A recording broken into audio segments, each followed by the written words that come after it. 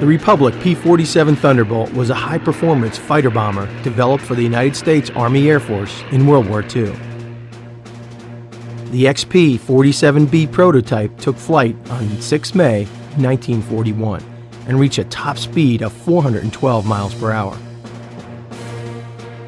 The first delivery of the P-47s took place in June of 1942 and were quickly deployed to the European theater.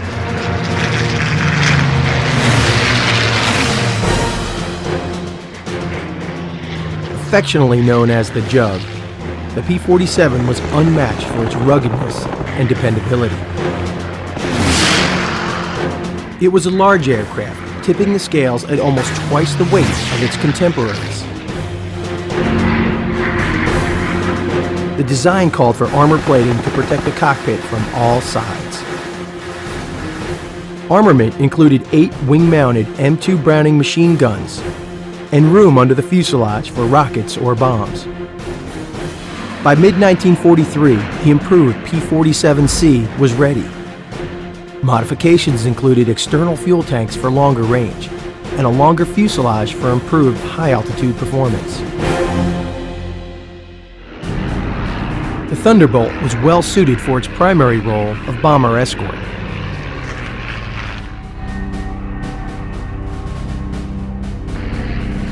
It had a thick skin and could outdive the Luftwaffe, making it a tough dogfighter.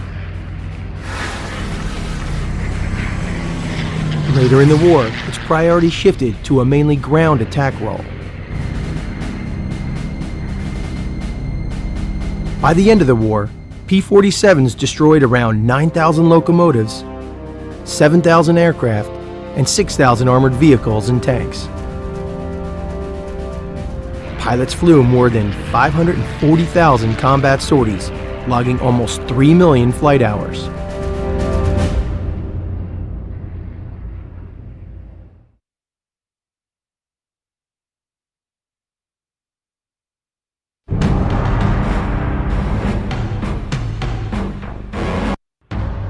The Sukhoi Su-7 was a close support tactical fighter bomber developed by the Soviet Union in the early 1950s.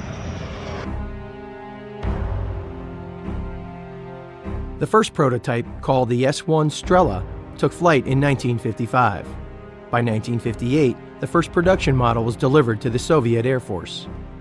It was a single-seat fighter with swept wings mounted below the center of the aircraft and the first Soviet jet to use a moving tailplane. The Lyulka AL-7 turbojet engine generated 24,800 pounds of thrust in afterburner and provided the Su-7 with a top speed of 720 miles per hour. Armament included 2 30mm cannons built into the wing roots and underwing pylons for either bombs or rocket pods.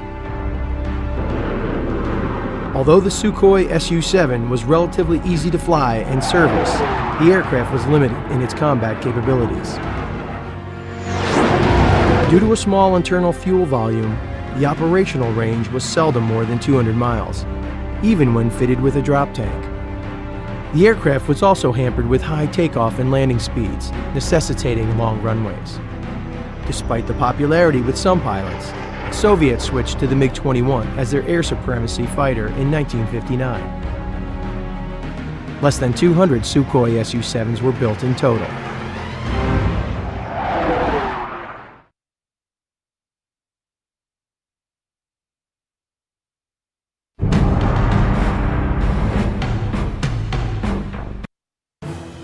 The chance-fought F-4U Corsair was a carrier-based fighter originally developed for the United States Navy in 1938. The first prototype, designated the X-F-4U-1, took flight in May of 1940. A few months later, speed trials exceeded 400 miles per hour, making the Corsair the first U.S.-made fighter to do so in level flight.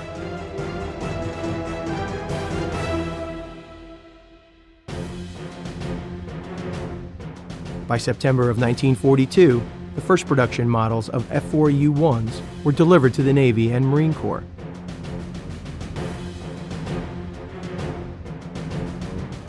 The Corsair first saw action in World War II with the Marines over Guadalcanal and the Solomon Islands. It was an instant favorite for its ability to outperform the Japanese Zero.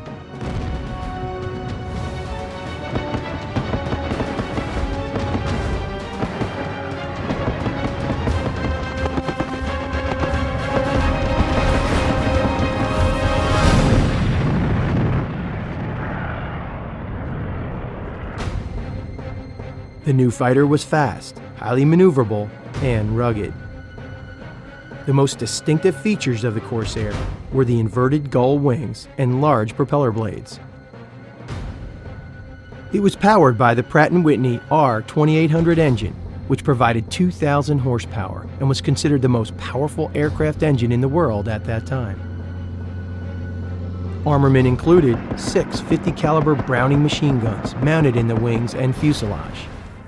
By the end of the war, Navy tallies estimated an 11-to-1 kill ratio over the Zero. Over the years, the Corsair would be continually upgraded and later see action in Korea and Vietnam.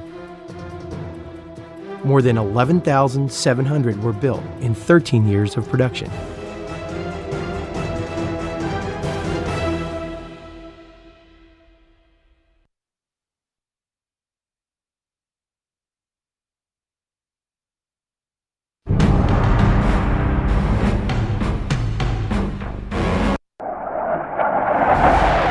The Mirage 3 was a highly exported supersonic all-weather fighter designed by the French in the 1950s. In need of a new lightweight interceptor, the French awarded a contract to Dassault Aviation for their sporty-looking prototype. The first Mirage 3 took flight on November 17, 1956, and reached a top speed of Mach 1.52. In later trials, it would exceed Mach 2, making it the first European aircraft to do so in level flight. By July of 1961, 95 Mirage 3C production models were delivered to the French Air Force. It was a single-seat interceptor powered by an ATAR 09B turbojet engine and featured an eyelet variable exhaust. The Delta-style wings were mounted low on the aircraft, and it featured a large, swept-back tail fin. Armament included 2 30mm cannons mounted in gun ports under the intakes, and a total of 5 missile pylons, 2 under each wing and 1 under the fuselage. In January of 1964, further advancements led to the Mirage 3 Strike Eagle. This multi-role variant incorporated a Doppler navigation radar and a Serrano 2 dual-mode air-ground radar warning system.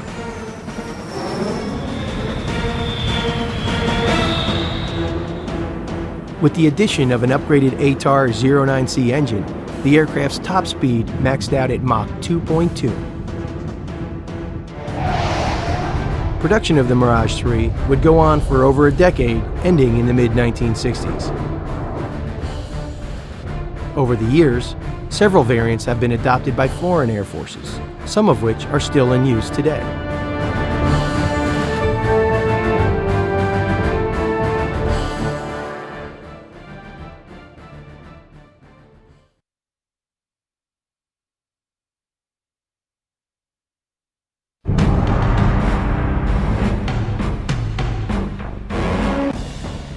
The Focke-Wulf 190 was a multi-purpose fighter, developed for the German Air Force during World War II.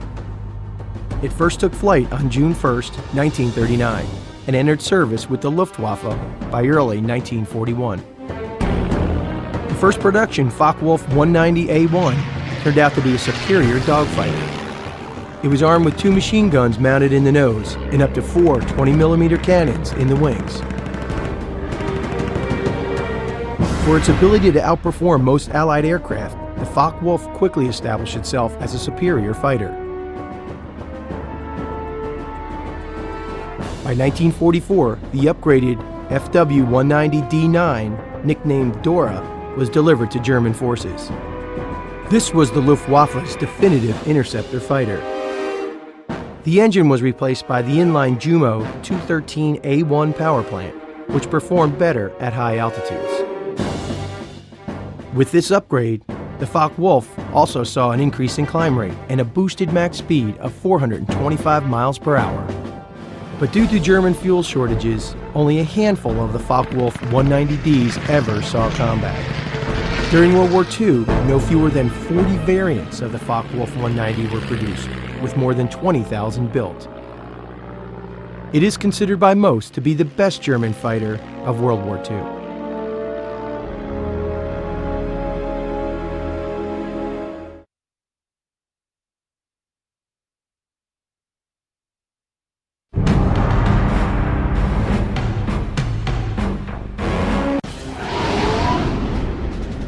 The North American F-15 Eagle was a state-of-the-art, all-weather tactical fighter developed for the United States Air Force following the Vietnam War. The initial model, the single-seat F-15A, first took flight in July of 1972.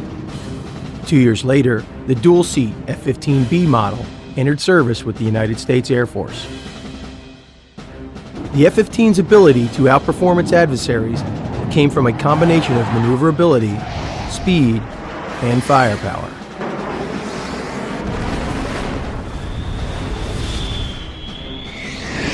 Its low wing loading and high engine thrust-to-weight ratio allowed for exceptional turning at high speeds.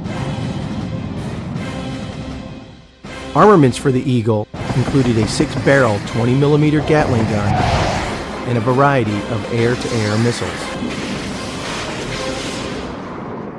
In 1979, the upgraded C and D models were fitted with conformal fuel tanks to extend its ferry range to about 3,500 miles. During Operation Desert Storm, F-15C models chalked up 34 enemy air-to-air kills, while F-15E Strike Eagles engaged mostly ground targets.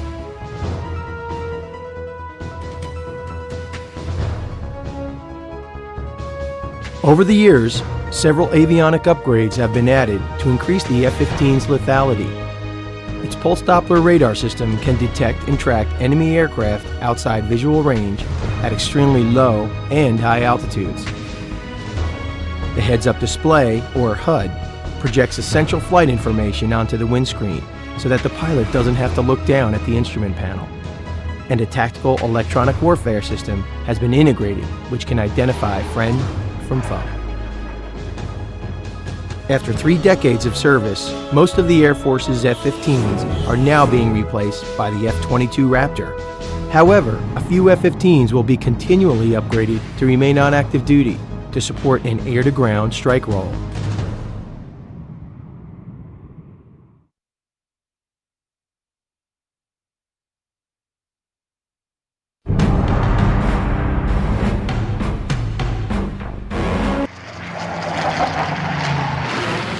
The Douglas A-1 Skyraider was a multi-purpose fighter bomber originally designed for the United States Navy during World War II. The first prototype took flight on March 18, 1945, and by 1946 the first production models were delivered to the Navy. The A-1 was a multi-purpose single-seat attack bomber. It used a low-mounted straight-wing design which gave it excellent maneuverability at low speeds. The prop-driven Wright R3350 radial engine provided the A-1 with a top speed of more than 300 miles per hour.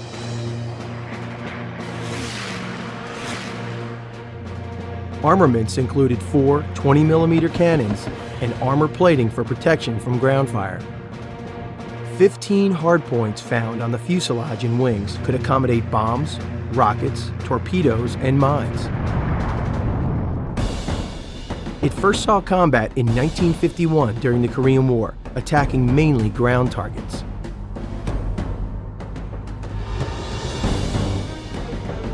But the Skyraider was also a capable dogfighter. During the Vietnam War, Navy pilots shot down 2 North Vietnamese MiG-17s.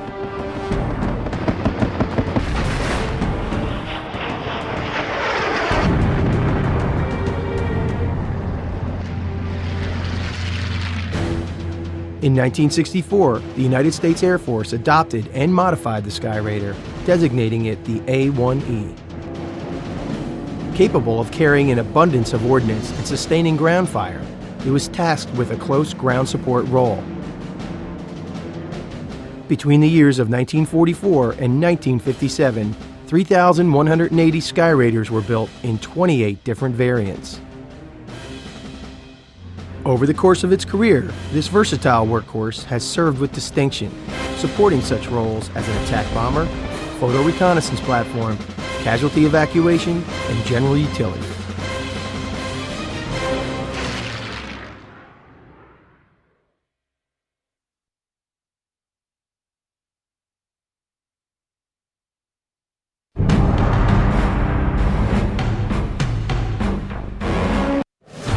In April 1941, automaker Henry Ford responded to President Roosevelt's call for U.S. factories to increase airplane manufacturing to 50,000 aircraft a year by building a 3.5 million square foot facility at Willow Run, Michigan.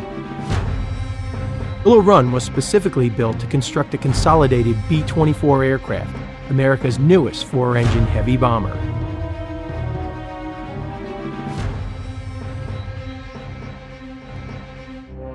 Despite opening in 1941, the first airplane was not delivered until September of 1942. Due to a severe manpower shortage and a delay in adapting the automotive assembly line process to the manufacturing of aircraft, production slowed almost to a halt.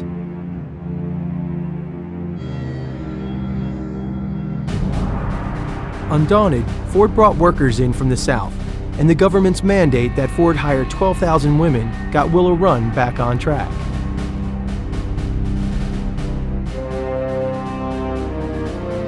By the end of 1943, the giant plant finally started to reach full bomber production. 190 aircraft were delivered in June of 1943, 231 in August, and 308 in October. By 1944, 650 B-24s were rolling off the line every month.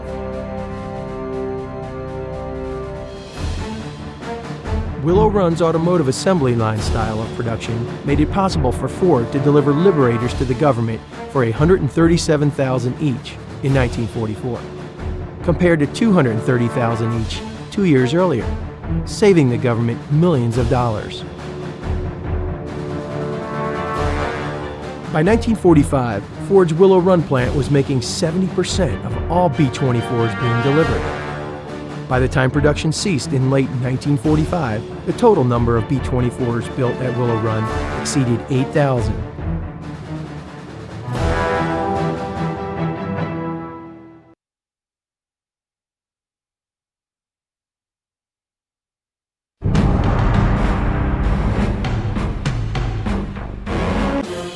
The Grumman Aircraft Engineering Corporation of Bethpage, New York, was one of the most important builders of military aircraft of the 20th century.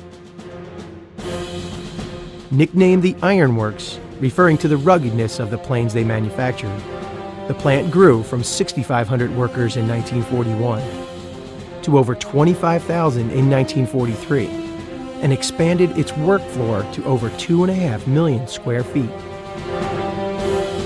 One of the Iron Works' greatest contributions, the F-6F Hellcat, would become one of the classic combat planes of World War II. The Hellcat's life began in the metal shop, where the struts and supports were cut and formed into a frame. The skin was then riveted, and the familiar shape of the Hellcat began to appear. Quality control tests were done throughout the manufacturing process. The engine and cockpit were then installed, as well as the various electrical and control surfaces. The final stage was to add the unique Grumman-invented stow wings and a new coat of paint. In March 1945 alone, Grumman set the war record for the most deliveries by a single factory when it cranked out 664 aircraft in just 30 days. That's roughly one new Hellcat built from scratch every hour.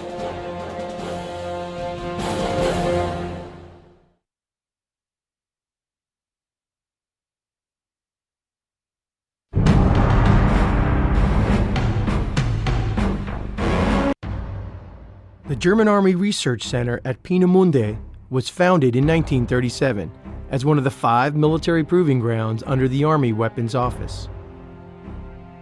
Located in a remote wooded region of the German island of Usedom, Peenemünde was selected to be the secret R&D site for the Nazi V weapons program. Over 2,000 scientists would eventually come to work at Peenemünde, studying all aspects of aviation research and rocketry.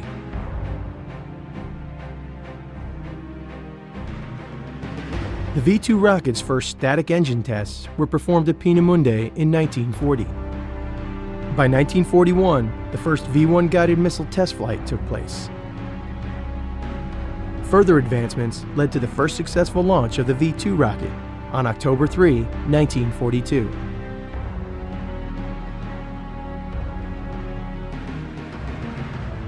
Eventually, Allied intelligence became aware of the importance of the Peenemünde factory, and Allied bombers were ordered to attack the site. The damage was minimal, and the V-2 program was quickly moved, but the site continued as a Nazi R&D hub on a much reduced scale. The Peenemünde factory complex continued producing experimental aircraft and weapon systems right up to the end of the war. With Allied armies closing in all around Germany, Peenemünde scientists delivered the world's first operational jet fighter, the Me-262, and the rocket-powered fighter aircraft, the Me-163 Comet. It was hoped the Me-262, with a cruising speed of 541 miles per hour, and the Comet, with its 2 Mark 108 cannons and its climb rate of nearly 12,000 feet a minute, might blunt the punishing bombing campaign Germany was suffering under. Luckily for Allied airmen, the late arrival of these groundbreaking aircraft proved too late to turn the tide of war. For 8 years, the Peenemünde scientists were at the forefront of aviation technology, at the cost of thousands of slave labor lives and billions of Nazi marks. In 1948, in accordance with an agreement with the Allied High Command, the Red Army destroyed the Peenemünde technical facilities, marking a final end to the Nazi secret weapons factory.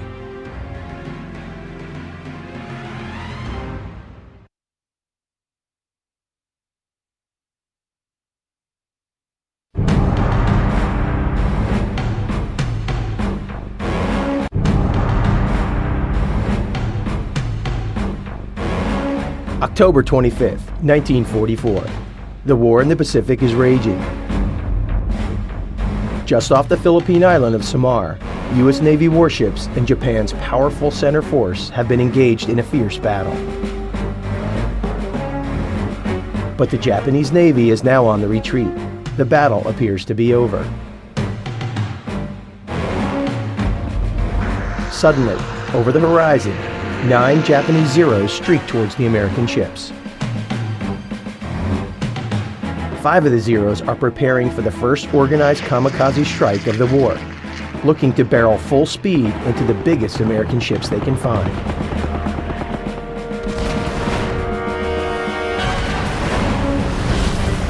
The other 4 Zeros are flying escort, ready to knock any American resistance out of the sky. The fighter escort was led by Japan's ace of aces, Warrant Officer Hiroyoshi Nishizawa. As the kamikaze unit dives into its attack, Hiroyoshi Nishizawa watches from above as Zeros crash into American ships and erupt into massive fireballs.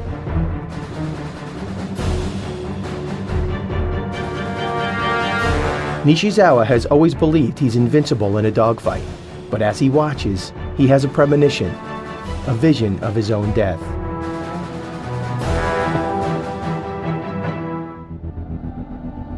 Upon his return to base, Nishizawa reports to his superiors that he has shot down 2 American Hellcats, and he details the great success of the kamikaze raid.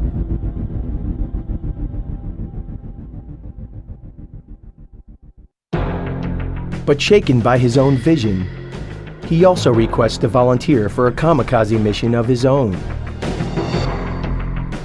The commanders quickly deny his request, not willing to lose their top ace. Instead, they reassign his aircraft to a kamikaze pilot, and Nishizawa boards a Japanese bomber to be transported to another base. During the flight, 2 American Hellcats engage and shoot down the transport, killing everyone on board. Nishizawa's premonition is fulfilled. By the end of the day, on October 25, 1944, a total of 18 suicide planes, spread across 4 squadrons, managed to damage several American ships and sink the escort carrier St. Lo.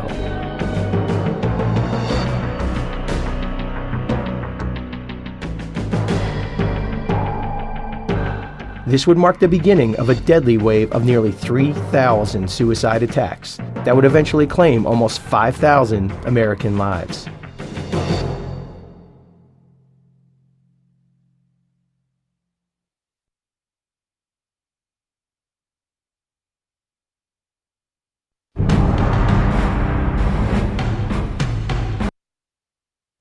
April 16, 1945. The USS Laffey engages in a running battle against 22 Japanese kamikazes off the coast of Okinawa in what would become the most concentrated kamikaze attack of the war. In the 80-minute melee that follows, the Laffey shoots down 9 of her attackers, but the ship is struck by 6 kamikazes and hit by 4 bombs. The Laffey's captain refuses to abandon ship, and damage control parties manage to extinguish the blaze that engulfs the back of the ship. 2 tugs came up from Okinawa, seagoing tugs, and they had large pumps. They came alongside us, pumped the water out. The Laffey has been severely damaged. 70% of her weapon systems have been destroyed, and of the 355 men on board, 71 have been wounded and 32 killed. Temporary repairs are rushed through, and the Laffey set sail for the Naval Shipyard in Seattle. Ripped from stem to stern by the attacks of Jap suicide pilots off Okinawa, the destroyer USS Laffey comes home.